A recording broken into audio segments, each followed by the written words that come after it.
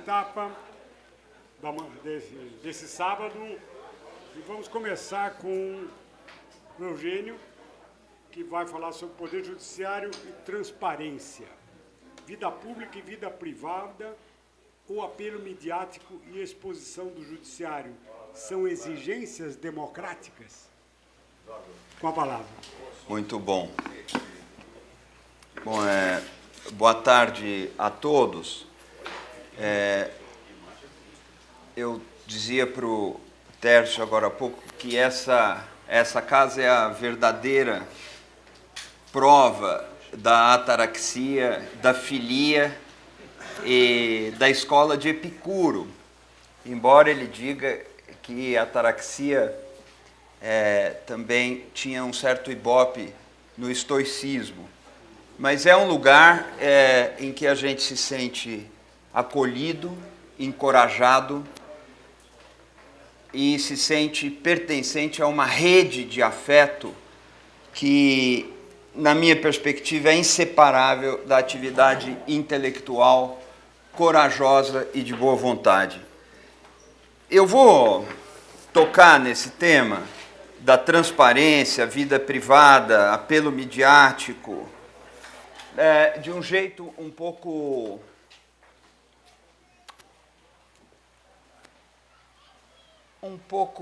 olha, eu não bebi nada, até porque eu vou ter que sair daqui a pouco, peço mil desculpas, não é o que eu queria fazer, mas eu vou tocar nesse assunto de um modo um pouco anárquico, menos organizado. Mas vamos lá. Eu começaria dizendo que a situação poderia ser pior, mas não muito pior. Pode ser um pouco pior e seria o limite. Eu não sei se algum ministro do Supremo já tem um canal no Twitter. Acho que não, né? Gilmar Mendes tem. Gilmar Mendes tem. Essa é a fronteira. Depois dela, eu não sei mais o que enxergar, o que vislumbrar. Peço para vocês guardarem a pequena abertura que eu faço aqui, que o limite seria os ministros do Supremo se comunicando com o Brasil por um canal individual no Twitter. A incorporação de algo que aconteceu com Trump, algo que aconteceu com certos políticos no Brasil, e a ruptura das mediações necessárias para a construção de uma referência institucional. Mas aí entra a minha abordagem um pouco anárquica. Eu não sei se a nossa chave seria a oposição público versus privado. Me parece que aqui o ideal seria entrar numa outra antinomia ou numa outra dualidade que eu designaria da seguinte forma: o conflito permanente entre palavra e imagem.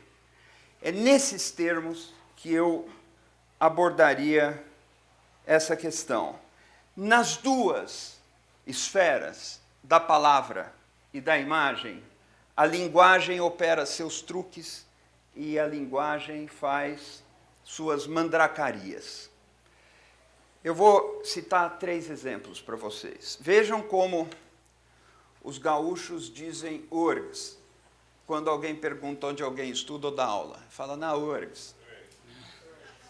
Tá certo? Escreve URGS, com acento circunflexo no OR. URGS. Essa maneira de se referir à instituição omite o adjetivo federal que, desde os anos 50, se incorporou a essa instituição. A linguagem omite o termo federal. No Pernambuco, se alguém pergunta onde alguém estuda ou dá aula, é possível que a resposta seja na federal. O adjetivo federal, que é o mesmo suprimiu ou fez subsumir o restante no Pernambuco e acontece o efeito inverso no Rio Grande do Sul. A linguagem trai porque ela cumpre, ela atrai o desejo, porque cumpre o desejo. No Rio Grande do Sul, o regionalismo é completamente diferente do que acontece no Pernambuco. A linguagem quer mostrar algo nos dois lugares pela supressão ou pela afirmação do mesmo adjetivo nos dois lugares. Há outros exemplos de fluxo da imagem e da linguagem, ou da palavra e da linguagem. Camisa amarela, que está numa música do Chico Buarque. A camisa amarela é um símbolo daquilo que se insurgiria contra o autoritarismo, contra a herança da ditadura militar, no tempo das eleições diretas. E quem viveu aquilo lembra da gravata amarela, e depois das cores amarelas, e depois dos viadutos, dos comícios, dos lugares públicos tingidos de amarelo. A cor amarela virou o oposto do que já foi. A cor amarela, e aqui eu não me demoro, é um motor e um cartaz da campanha que se sagrou vitoriosa. É outro truque da linguagem. Outro truque da linguagem, camisa vermelha. No dia da eleição, e aí o Eduardo comentou esse ponto e eu não resisto. No dia da eleição, quem saísse de camisa vermelha na rua podia sofrer uma agressão. Eu tenho uma interpretação psicanalítica dos vermelhos, do meu professor, do Joaquim, do Jobim, que não é o retorno do recalcado, mas assim, é uma camisa vermelha muito afirmativa, com algumas semanas de atraso. Talvez por um inconformismo de uma... Agora, e o ato falho também é desejo, também é linguagem. Truques da linguagem na palavra, truques da linguagem na imagem. Régis Debray, vocês sabem, guerrilheiro auxiliar, freelancer, ficou com Che Guevara na Bolívia, quase morreu, muito jovem, não tinha mais o que fazer na vida, foi estudar comunicação na França, né? Voltando à sua... Ele tem um livro chamado Vida e Morte da Imagem, onde ele afirma visível igual real igual verdadeiro, ontologia fantasmática da ordem do desejo inconsciente. Ontologia fantasmática da ordem do desejo inconsciente. Isso daria um seminário inteiro. Só vou registrar a frase. É o fantasma. O fantasma que nos faz ser a civilização, nos termos dele, autorizada a acreditar em seus próprios olhos. Somos a primeira civilização autorizada a acreditar em seus olhos. Somos a civilização que entrou inteirinha dentro da caverna de Platão. Somos a civilização da imagem. E esse império da imagem vale, inclusive, para os cegos. Isso é um traço da civilização, da nossa civilização, e não das faculdades do nosso corpo, dos nossos aparelhos. Somos a civilização em que verdade é igual imagem. O ver é igual ao signo de verdade. Voltando à caverna de Platão, nós somos a civilização autorizada a acreditar nos seus sentidos, portanto, impedida de alcançar o plano da episteme, e a civilização que vê nisso a fronteira final da verdade. Esse é o problema da comunicação do Supremo Tribunal Federal e da Justiça. Ela pode ser feita por imagem. Vejam só, quero lembrar aqui uma outra figura, Guy Debord. Muitos de vocês conhecem. Guy Debord, profeta do situacionismo, revolucionário, marxista, nos anos 60, escreve um livro por aforismos, pouco válido do ponto de vista acadêmico, porque nada ali é demonstrado, embora tudo ali seja verdade, e diz que a imagem está na mediação de todas as relações entre todas as pessoas. Não somos a civilização da imagem, ele diz, somos a civilização em que todas as relações entre as pessoas são mediadas por imagem. E escreve, o espetáculo, o livro dele é A Sociedade do Espetáculo, é o capital em tal grau de acumulação que se torna imagem. Nisso há uma inversão em relação ao que Marx escreveu, porque em Marx o capital é invisível. A relação de produção não é o que se vê. O que se vê é a negação ideológica da relação de produção. Em Marx, Debord fala, chegamos a um tal ponto que a imagem concentrou-se em capital. E o capital é tudo o que se vê e não se vê mais nada além dele. Pergunta, a justiça pode se comunicar por imagem? Ela pode se traduzir em imagem? Essa oposição, palavra e imagem, nos remete a uma outra oposição da qual nós frequentemente nos esquecemos ou a qual nós frequentemente nos recusamos a alcançar, que é a oposição entre simbólico e imaginário. Muita gente pensou sobre isso já, mas vamos pensar o simbólico e o imaginário como outra vez duas esferas ou duas ordens em que a linguagem opera em oposição ao real, que é aquele universo de coisas que não foi banhado pela linguagem. No simbólico, nós temos o eixo da ordem, o ordenamento. E a lei, por definição, cumpre esse papel ou trafega nesse eixo. O imaginário, que não se resume à imagem, mas se resume, sim, à imagem como um sentido, a colagem do significante no significado, o imaginário é mais próprio das fantasias. O simbólico é a afirmação do não, é o interdito, é a proibição, é o veto. O imaginário caminha no sentido do goze, você pode, you can, aquela coisa do propaganda do cigarro que é no limits, para que haver limite? Entregue-se ao seu desejo, usufrua o gozo, vá até o fim. Imaginário. O que reina aí, embora não seja a única coisa, o que reina aí é a imagem. Além daquela visual, mas o que reina aí é a imagem. Simbólico. O que reina aí é a interdição, o veto, o tabu.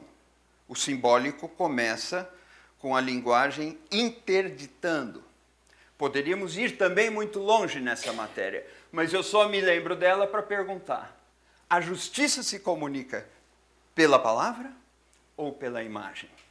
Será que quando a justiça começa a se comunicar pela imagem, não estaria acontecendo aí uma concessão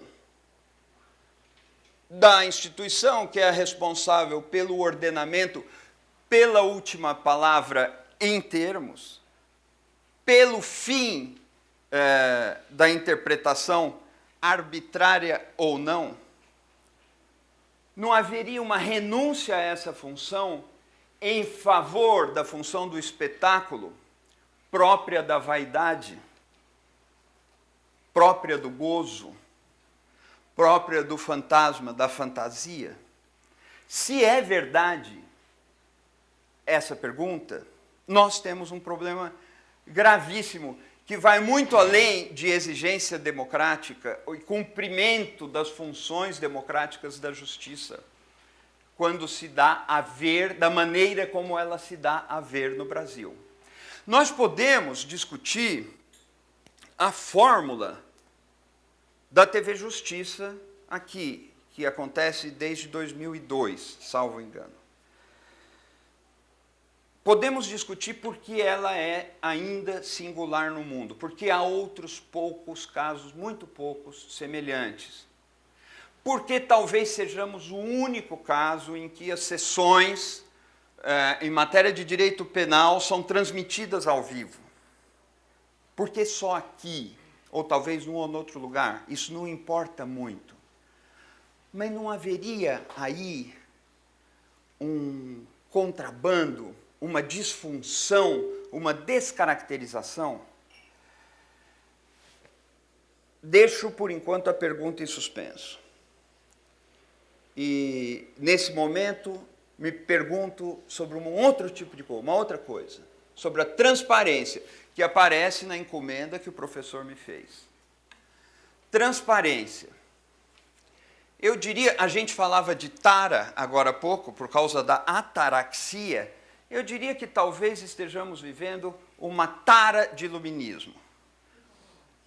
Uma exacerbação de iluminismo transformada em espetáculo, a um ponto que produz a sua negação. Isso aparece em inúmeras manifestações, mas o excesso de luz não é iluminação, não é esclarecimento, mas é o efeito de ofuscar. O excesso de luz é holofote, cega e não dá a ver. Para dar a ver, é preciso que exista campo para o pensamento. A imagem cega, por isso eu lembro de Guy Debord. Tudo que se vê é o capital, tudo que se vê é mercadoria e não se vê nada além disso. Como se nada além disso existisse. Continuando essa provocação, em que democracias morrem de overdose, não de luz, mas de holofotes. Eu diria que temos que falar sobre aparências. E talvez tenhamos que falar sobre excesso de aparências. É muito comum a reclamação de que no Supremo nós temos hoje uma questão de uma economia de vaidades, um ecossistema de vaidades, uma ecologia de vaidades muito difícil de administrar. Vaidades, naturalmente, individuais. Eu diria, como provocação, um problema da imagem. Não um problema de imagem, imagem como sinônimo de reputação, imagem como sinônimo de credibilidade, de conceito, mas da imagem, do imaginário, do reino da imagem. A economia, ecologia, o ecossistema das vaidades individuais ingovernáveis tem a ver com essa imagem. Recupera aqui a fala do nosso professor, o Tércio, ontem à noite, em que ele se dá conta de que o Estado não está mais no centro da sociedade, ou que os pontos concêntricos que organizam a opinião pública se pulverizam. E lembro que, pensando sobre a comunicação, Alain Touraine disse algo muito impressionante nos anos 90 ou nos anos 80. O velho domínio da vida pública, limitada territorialmente, estruturada pelo Estado, mediada pelo rádio, televisão, jornais e livros, está chegando ao fim. Sua hegemonia está sendo rapidamente erodida pelo desenvolvimento de uma multiplicidade de espaços, de redes de comunicação, anos 90 ele está falando isso, os quais não estão ligadas imediatamente a territórios e que, por conseguinte, flanqueiam e fragmentam qualquer coisa que anteriormente se parecesse com uma esfera pública única e especialmente integrada dentro da estrutura Estado-nação.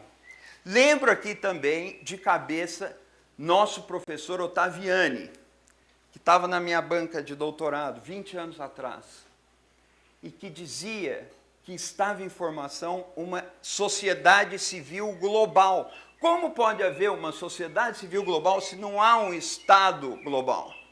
Mas, não obstante, ela existe. Ela existe e é tecida pelo fluxo das imagens e não das palavras. O que sobrevoa as fronteiras idiomáticas? As imagens. E as imagens alfabetizam a civilização e as novas gerações, que falam a língua das imagens. Essa outra dimensão, esse plano em que as imagens viajam, que sobrevoa as fronteiras idiomáticas, sobrevoa também as fronteiras do Estado Nacional. E cria conglomerados que não estavam previstos, gerando fenômenos que são impossíveis de ser regulamentados pela força do Estado Nacional. Outro ponto que admite muito aprofundamento, mas muito rapidamente. Fenômenos como Google e Facebook são monopólios globais, escapam à legislação dos Estados nacionais. Não é por acaso que a União Europeia venha dirigindo os principais freios em relação a esses conglomerados, porque a União Europeia tem a percepção de uma multiplicidade de Estados, mas uma série de questões não conseguem mais ser resolvidas pelo Estado Nacional. E essa série de questões, eu insisto, trafega no plano das imagens. O plano das imagens nega o simbólico hoje. O imaginário avança sobre o simbólico.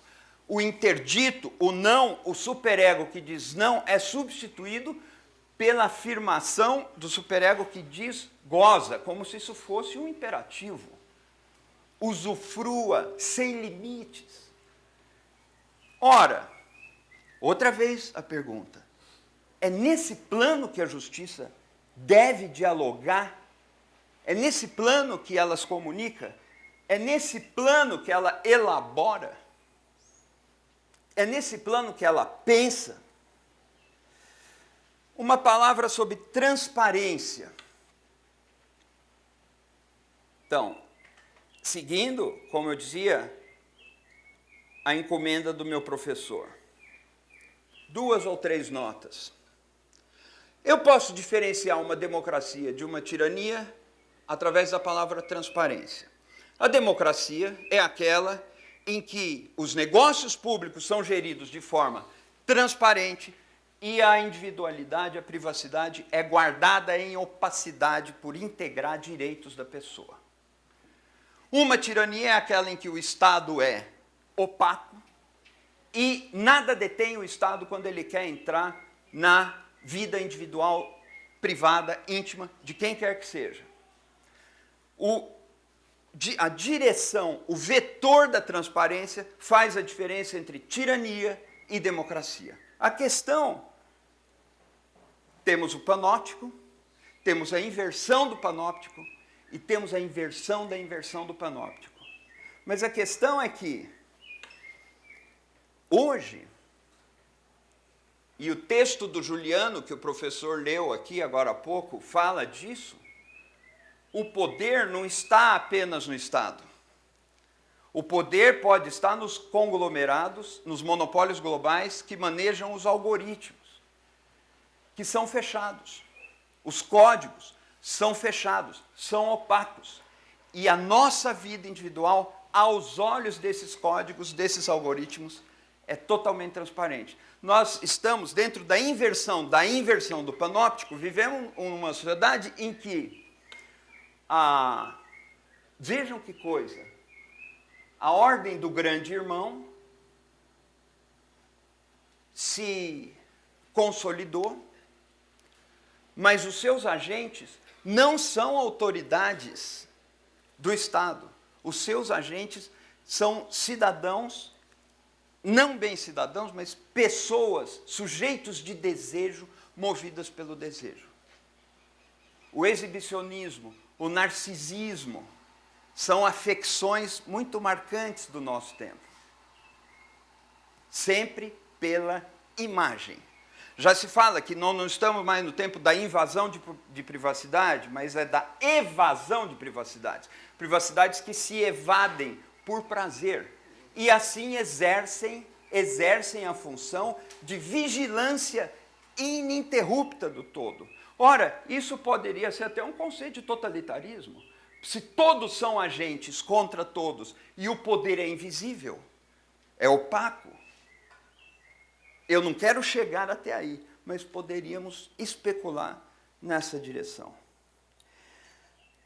Portanto, a TV Justiça, para falar numa das ferramentas, a TV Justiça, ela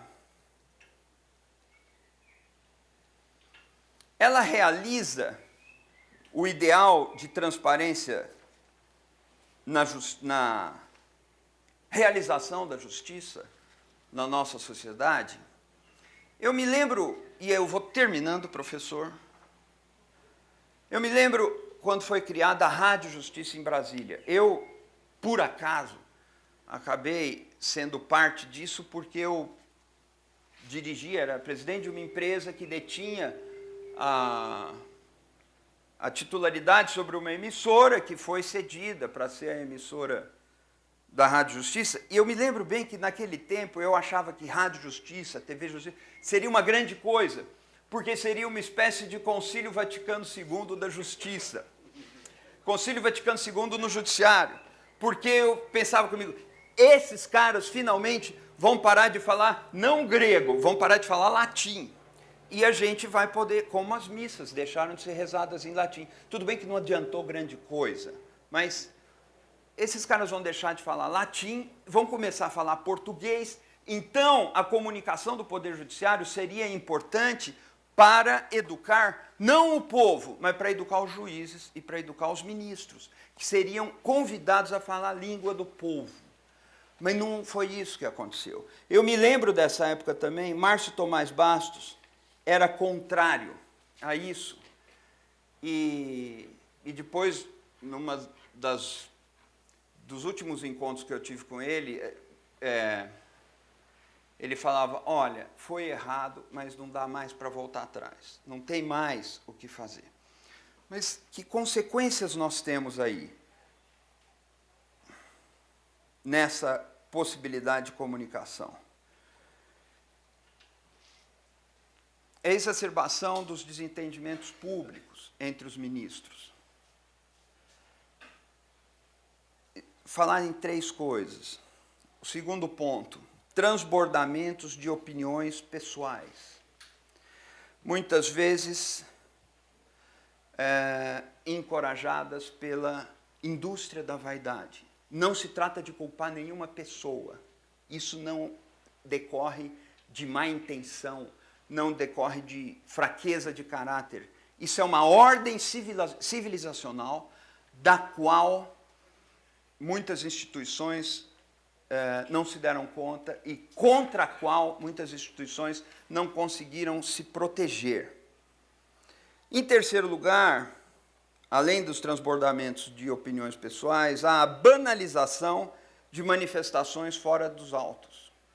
Por algum motivo, quando uma pessoa se acredita, um ministro se acredita, a instituição em si, e leva para a comunicação, leva para o espetáculo, leva para os holofotes as suas questões pessoais postas nesse plano, a dispersão da instituição fica mais possível, fica mais ameaçadora.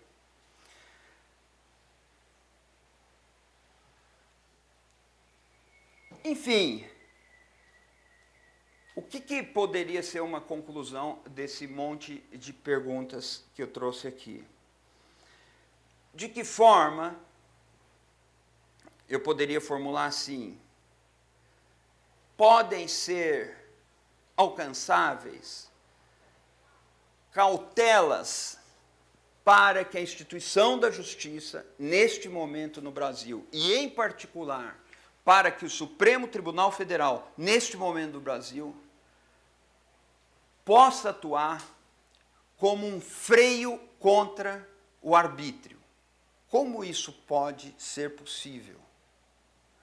Como pode ser possível que essa instituição, com o Supremo Tribunal Federal no seu centro, possa agir como uma expressão do simbólico, estabelecendo contenções no imaginário e no imperativo do gozo?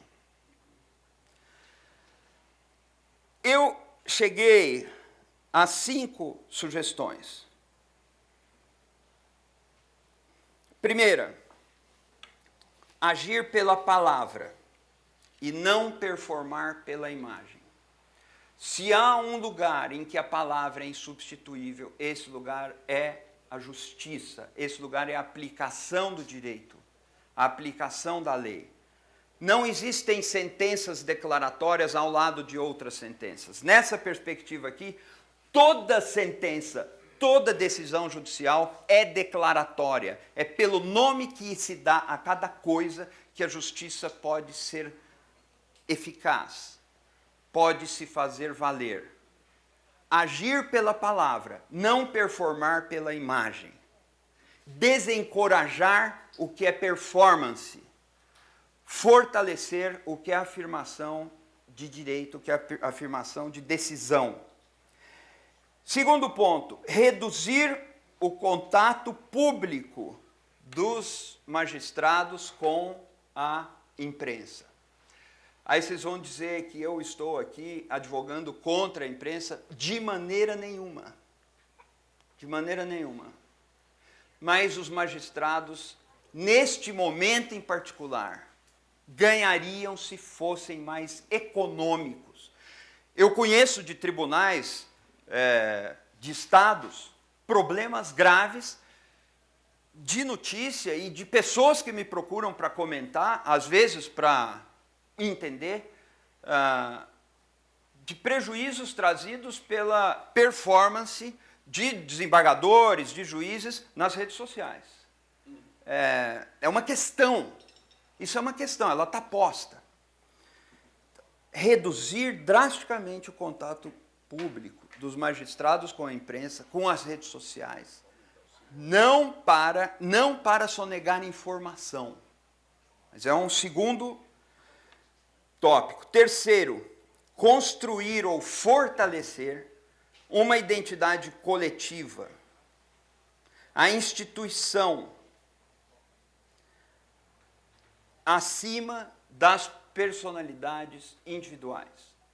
A gente se esquece, mas hoje as pessoas mais famosas do Brasil são os ministros do Supremo Tribunal Federal. Eu não sei aqui o nome de 5 ministros do Poder Executivo. Acho que tem uns 40, sei lá quantos tem. Mas eu sei decor e sei coisas sobre a biografia dos ministros do Supremo. Ministros supremos são celebridades. Isso é um problema em si? Não, isso pode até ser bom. Mas se isso é dirigido ou disciplinado pelas leis do espetáculo, aí sim isso é um problema. Quarto, fortalecer a bússola jurisprudencial das decisões colegiadas e não os 11. Por fim, tentar conter as divergências públicas. Eu não vou fazer aqui o contraponto com o comportamento da Suprema Corte nos Estados Unidos.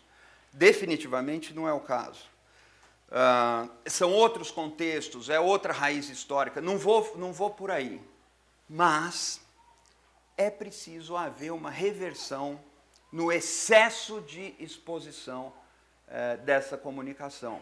Acredito, em suma, que isso desconstitui o papel da justiça. Acredito que é possível haver uma contenção e que essa contenção possa contribuir para que o Supremo cumpra um papel histórico da mais alta importância e um papel histórico talvez inédito no Brasil, que é de servir decisivamente contra um freio seguro não personalizado, não personalista, contra possíveis arbítrios. Cada vez mais a salvaguarda da vida institucional dependerá disso. Então é nessa direção que eu fiz meu argumento aqui. Muito obrigado.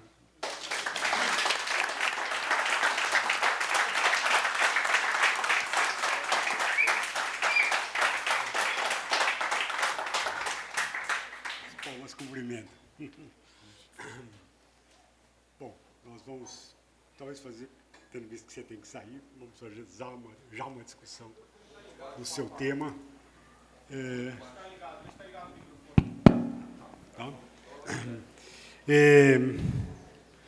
Eu gostaria de lembrar dois autores franceses, Deleuze e Guattari, que, discutindo a questão da interpretação, eles inventam uma palavra dizendo que o contínuo da interpretação acaba no rosto, e eles até criam uma palavra, rostidade.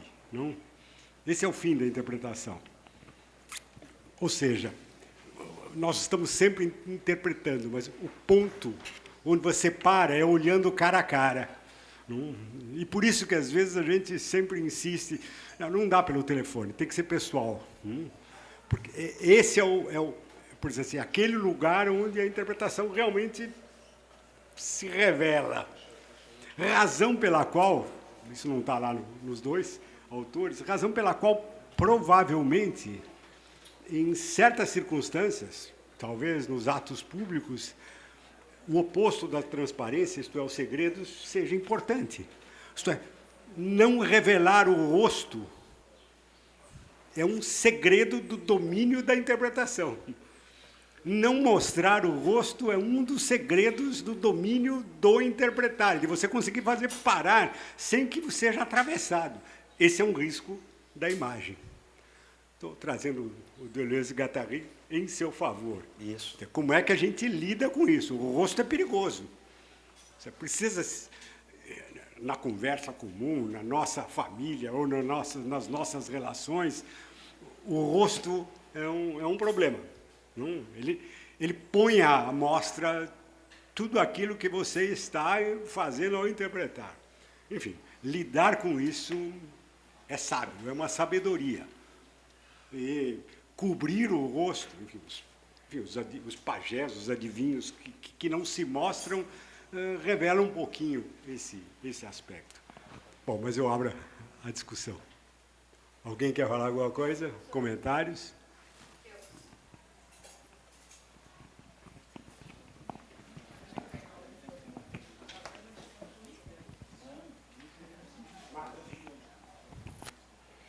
Eu queria só fazer uma defesa do simbólico, mas é só porque eu vou falar amanhã, então, é em causa própria. Quem está falando? Sou eu, Márcia Hoffmann, juíza federal. Eugênio, eu percebi nesse simbólico, parabéns, em primeiro lugar, como sempre, brilhante, desde o Jurássico. Eu não falo a sua idade, você não fala a minha, combinado? Combinadíssimo. Combinadíssimo. Eu percebi nesse simbólico e imaginário, não sei se eu estou enganada, percebi Lacan, percebi na retomada também do Zizek, esse enfant terrible da esquerda, eu gosto muito. Me parece, e aqui também eu estou, professor Tércio, eu estou fazendo uma observação mais zetética do que dogmática, pegando a linha que o professor Laffer começou hoje de manhã, me parece que a justiça, também fazendo aqui a defesa do simbólico, me parece que a justiça está mais em prol do simbólico do que do imaginário, e eu diria pelo seguinte, o imaginário, e aqui é a minha provocação, me parece que ele está muito ligado à vingança, à satisfação dos desejos. E os desejos, como nós sabemos, são infinitos. E sendo infinitos, eles nunca se satisfazem. E o professor Tércio, na quarta-feira, ele deu uma palestra absolutamente brilhante na nossa escola de magistrados, dizendo que a vingança tem uma relação muito íntima com a justiça. E existe uma satisfação, de certa maneira, na vingança, mas isso é infinito. E o judiciário põe um limite à vingança. E daí eu diria que talvez a vingança tenha uma pulsão de morte. E talvez o judiciário esteja mais ligado ao simbólico, no sentido que ele põe um fim à vingança e estabelece um limite, não vamos nos vingar o tempo todo, e daí ele estaria ligado ao simbólico, e nesse sentido estaria ligado a uma pulsão de vida. Ou seja, nós não iremos nos vingar eternamente, nós iremos colocar um fim às vinganças, iremos colocar a lei, e nesse sentido talvez seja uma boa coisa. Talvez, daqui eu pergunto à professora Meire, talvez nós não estejamos no reino da híbris, da desmedida, do excesso, e talvez o pai que coloca os limites seja uma boa coisa, talvez não seja um excesso, um exagero. E aqui eu coloco como pura provocação, eu coloco também falando no lugar da fala, né? Talvez defendendo o judiciário, talvez seja algo bom. Perfeito. Apenas uma observação. Não, mas eu não Talvez tenho... seja bom estejamos no lugar do simbólico, talvez não seja repressor, talvez não estejamos no recalcado. Eu estou falando em pura defesa da minha causa. Eu reconheço completamente. Não, mas eu não tenho nenhuma diferença em relação à sua proposição. O lugar da justiça, o lugar do judiciário, o lugar da lei, o lugar do direito, o lugar da aplicação da lei, da eficácia jurídica, é o simbólico. Exatamente pesando aquela fantasia do imaginário de que todo desejo pode ser realizado, pode ser atendido. Exatamente aí. Então, o problema aparece quando essa função tão própria do simbólico se converte ao estrelato próprio do imaginário. Dá um curto-circuito na linguagem. É isso que eu digo. Veja uma coisa, eu vou chamar a atenção de vocês para um aspecto totalmente marginal, mas muito expressivo. A toga, para lembrar o professor Tércio, a toga que marcaria uma distância, uma mediação entre o corpo e a representação da justiça, foi mudando ao longo do tempo. E eu fico impressionado de ver como a toga, às vezes, flana como a capa do Darth Vader. Não é uma butade.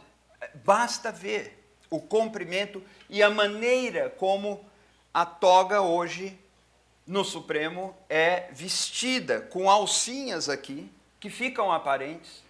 Ela é uma capa, não é uma toga.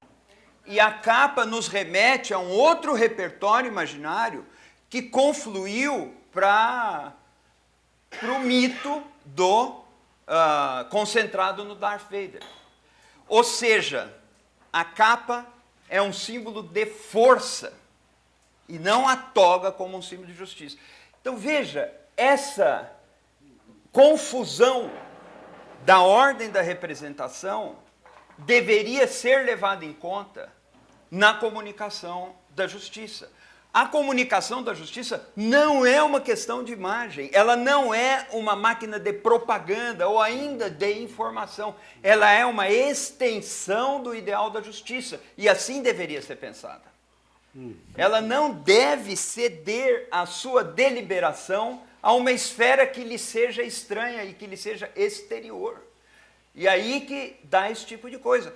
No imaginário popular, eu não conheço pesquisa sobre isso, mas a capa do Joaquim Barbosa fazendo aquelas coisas lembra a capa do Gilmar Mendes, a capa que passa negra como que sob uma ventania nas entradas. Ela está lá fazendo vingança e não está lá fazendo justiça. A imagem do justiceiro é uma... Interessante. Bom, lembrei também que, olhando mais para trás, tem o Batman e tem o Super-Homem, que usam capa. Mas de outras cores. Ok, de outras cores, é interessante.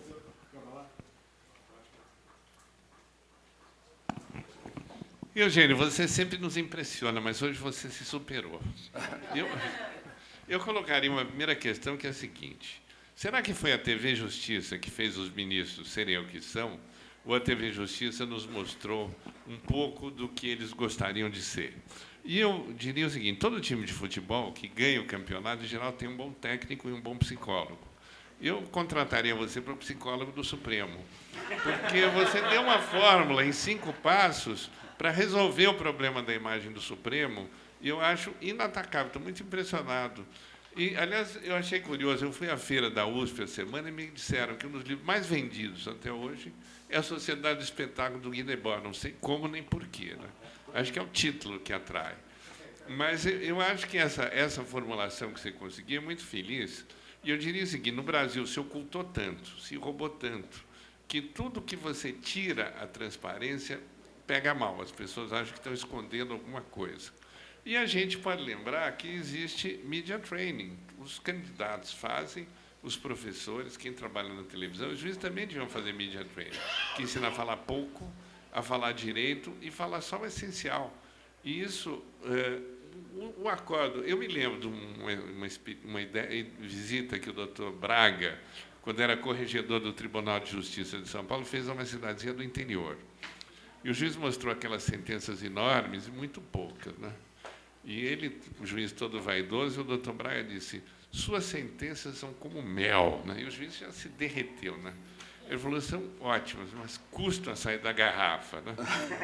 Então, hoje em dia, uma explicação de 1 hora... Eu tive a experiência de ser juiz eleitoral. A gente julgava aquilo muito humildemente, muito rapidamente, explicava o fundamento, a solução e julgava. E eu acho que a justiça se beneficiaria de uma concentração, de você não ficar lendo aqueles catataus lá para todo mundo ir mais na televisão. É só isso, para te provocar. Não, Eduardo, muito obrigado. E uma nota muito curta. Parece, o Joaquim vai saber disso aí, já mencionou essa questão aqui, salvo engano, em outra ocasião, o advento da TV Justiça aumentou e não abreviou os votos dos ministros. Eu desconheço esses dados, eu não sei até que ponto eles são. Aumentou. Agora, é claro que ela tocou a vaidade, e a vaidade é algo, vou repetir, inscrito na membrana da ordem civilizacional. Não podemos transformar essa discussão numa discussão sobre o caráter de cada um, porque não se trata disso. A vaidade percorre como uma seta todas as dimensões da vida social e todas as individualidades. Mas foi a TV Justiça que gerou? Não, mas sim a TV Justiça como um nexo de uma cadeia muito mais ampla. Vou insistir, acredito que a TV Justiça amplia o acesso público às questões próprias da justiça. Isso é importante.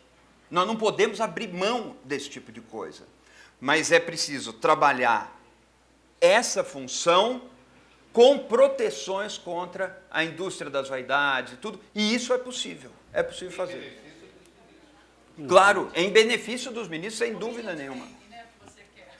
Não. Acho que sim, né? Ou tem TV Justiça ou tem Media Training. Não, mas pode haver TV Justiça e pode haver uma... Quando eu digo... Isso é transparente, o Media Training, a pessoa parar para pensar, de repente as coisas como acontecem, não é muito mais real, sem edição.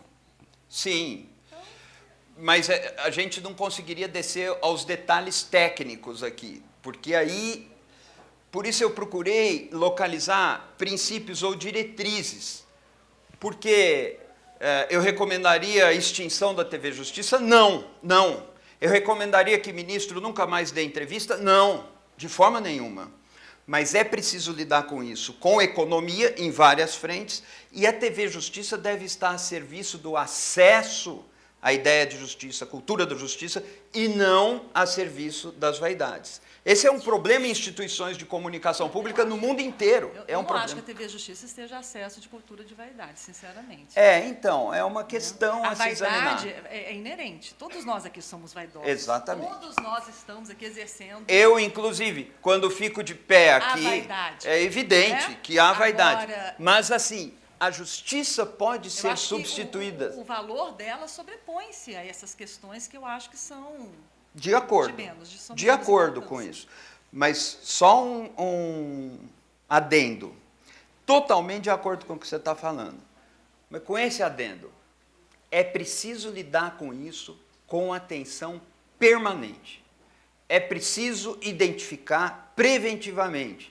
É preciso recuar onde é necessário recuar. Porque a outra medida seria extinga-se a TV Justiça. Ministro não pode dar mais entrevista. Não é disso que eu estou falando. Você botar todo mundo numa caixinha. Claro, aí, claro. Não é disso que eu estou O falando. que se quer, justamente, que é a transparência, deixa de existir. Claro, claro. Bom,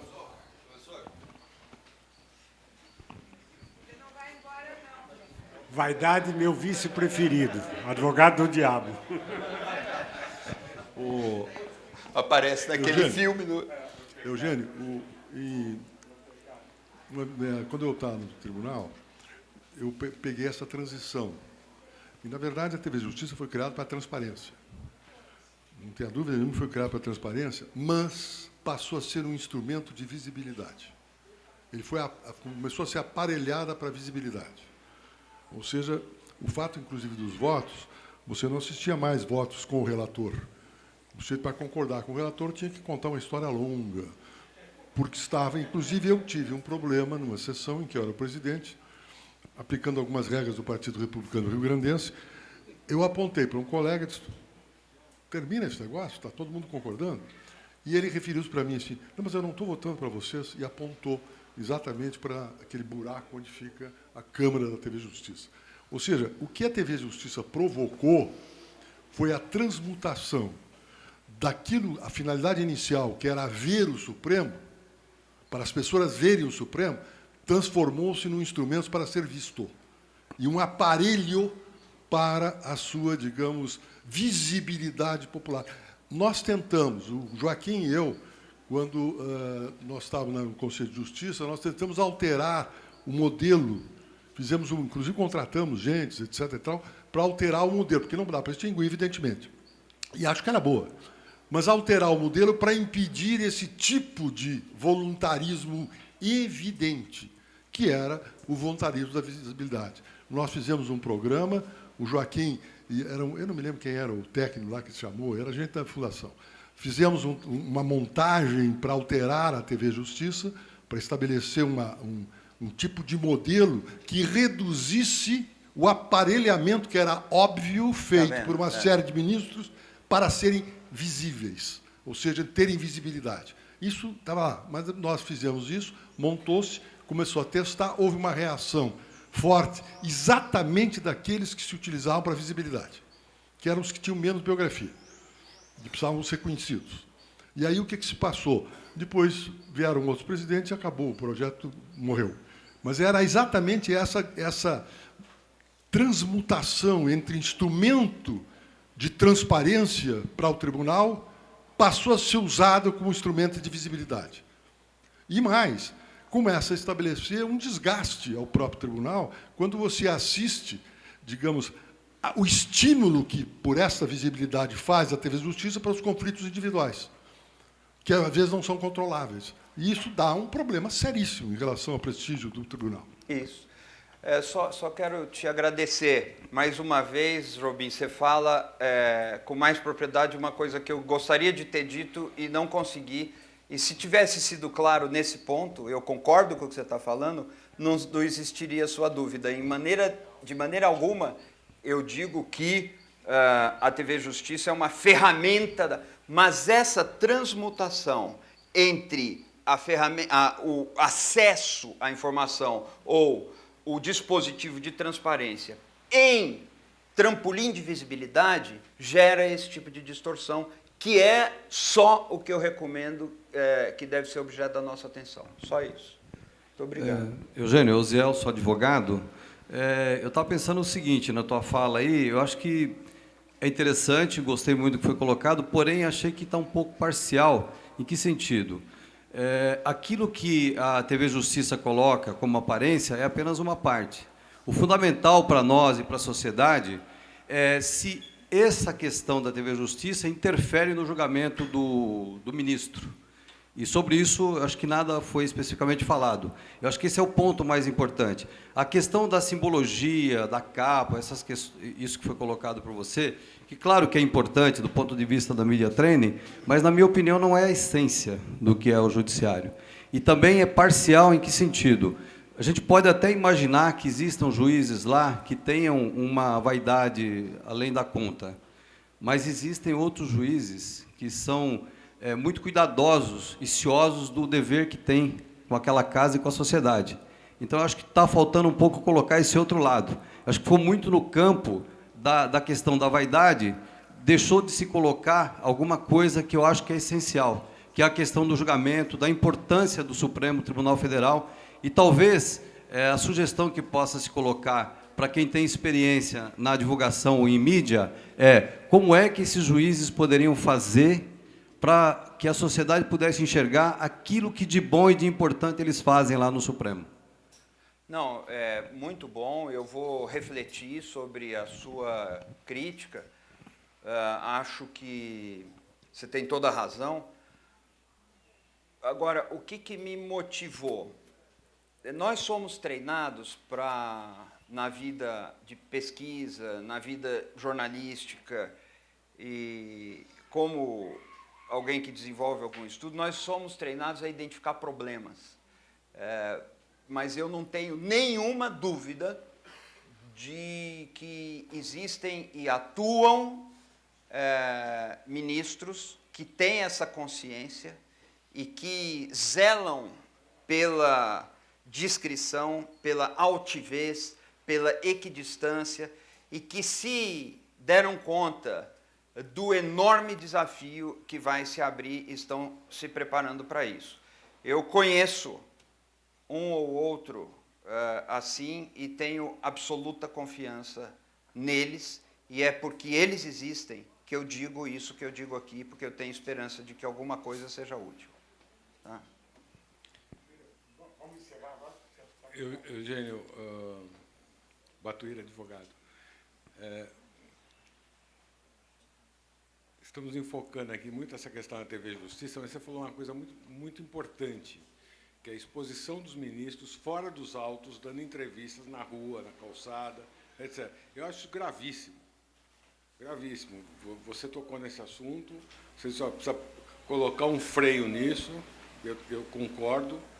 Acho que isso, acho que causa um dano ao judiciário absurdo, porque há magistrados, aí não estou falando só do Supremo, não. Estou falando de magistrados até de primeiro grau, falando sobre causas de que estão cuidando e falando fora dos autos, e para a imprensa, abertamente. Eu sou de um tempo que o juiz não falava sem autorização do presidente do tribunal. Nem advogado. Deixa eu dar uma palavrinha só para... Precisamos encerrar, senão não vamos dar frente. Não, eu diria o seguinte, eu não vejo nas palavras do Butti uma crítica ao Supremo. O que eu vejo é uma proposta. E eu acho o seguinte, nós estamos num governo novo eleito que nós não sabemos o que vai ser. E nós precisamos de um Supremo forte e respeitado.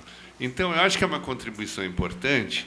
E eu lembro que o tempo de televisão não faz mais eleição. O candidato eleito, ele não foi a nenhum debate na televisão. Então, não adianta ficar falando horas, porque não é isso que vai dar prestígio para ninguém, nem para o tribunal. Encerramos? Se você ainda quer. Não. Ok, muito obrigado. Eu que agradeço.